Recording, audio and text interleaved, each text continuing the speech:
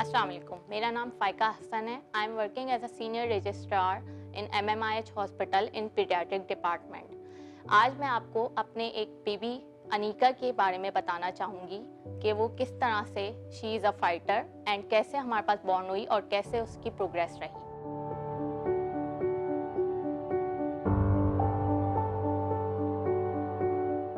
मैं और मेरी वाइफ जब ट्विन्स बेबी कंसीव हुआ था तो हमने डॉक्टर महविश फातिमा के साथ कंसल्ट किया था। तो डॉक्टर महविश फातिमा हमें एक मतलब कंटिन्यूसली हमें देख रही थी।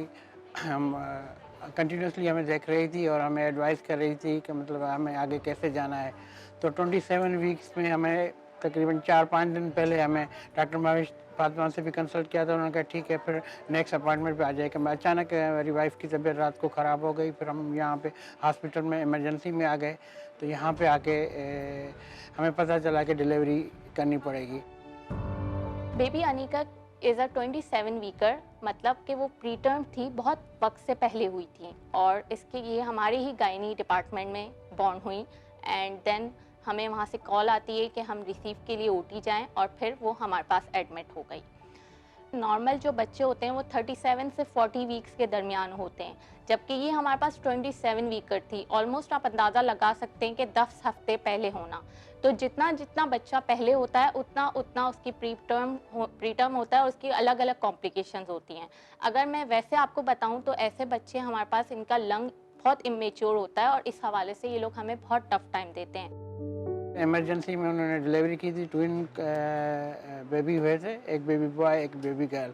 तो 4 दिन के बाद बेबी बॉय एक्सपायर हो गया था। बेबी गर्ल जो है ना माशाल्लाह सरवाइव कर गई है। ये एक नेचुरल फाइटर है हमारी बच्ची। इसका जो वज़न था वो सिर्फ 1 kg था, जो कि लेटर ऑन कम ज़्यादा इस तरह से फ्लक्चुएट करता गया जैसे कि बच्चे करते हैं। और अल्हम्दुलिल्लाह फिर इसकी प्रोग्रेस बहुत अच्छी हुई। फिर ग्रेजुअली हमने फ़ीड स्टार्ट की, मतलब कि हमने इसको फ़ीड के बारे में भी हमें बहुत डर था कि प्री टर्म ही बेबीज़ में नेक की कॉम्प्लिकेशन होती है कि बच्चे फ़ीड हज़म नहीं कर पाते। इसलिए हमने इसको आहिस्ता आहिस्ता से फ़ीड को प्रोग्रेस किया और इसकी फीडिंग को लेके चलते हुए किस तरह से लेके चलना है उस तरीके से इसको प्रोग्रेस करवा के आज शुक्र अल्हम्दुलिल्लाह ये 33+ वीक है और आज हम इसको डिस्चार्ज कर रहे हैं। तकरीबन 1 महीना 8-10 दिन जो है ना यहाँ पे NICU में रही है और अल्हम्दुलिल्लाह अभी काफ़ी बेहतर है। कंसल्टेंट डॉक्टर अनीला हारून और हमारी टीम, हम लोगों ने इस पे बहुत मेहनत की और अल्हम्दुलिल्लाह अब इसका वेट भी अच्छा हो गया है और हम इसको जो है आज डिस्चार्ज कर रहे हैं। मदर को भी ट्रेन कर दिया है हमने किस तरह से इसको फीड करवाना है, किस तरह से इसकी केयर करनी है और किस तरह से इसको जो है प्रॉपरली हाइपोथर्मिया से बचाना है और बाकी चीज़ें करनी हैं। तो she is a fighter and now I can say that we have done our job alhamdulillah। Doctor Anila का बहुत शुक्रगुजार हूँ। उन्होंने हर स्टेप पे हमें गाइड किया, एडवाइस किया और स्पेशली जो वहाँ पे ऑन ग्राउंड पे डॉक्टर्स हैं या स्टाफ हैं, बहुत कोऑपरेटिव है, बहुत सपोर्ट किया और उनका मैं बहुत शुक्रगुजार हूँ।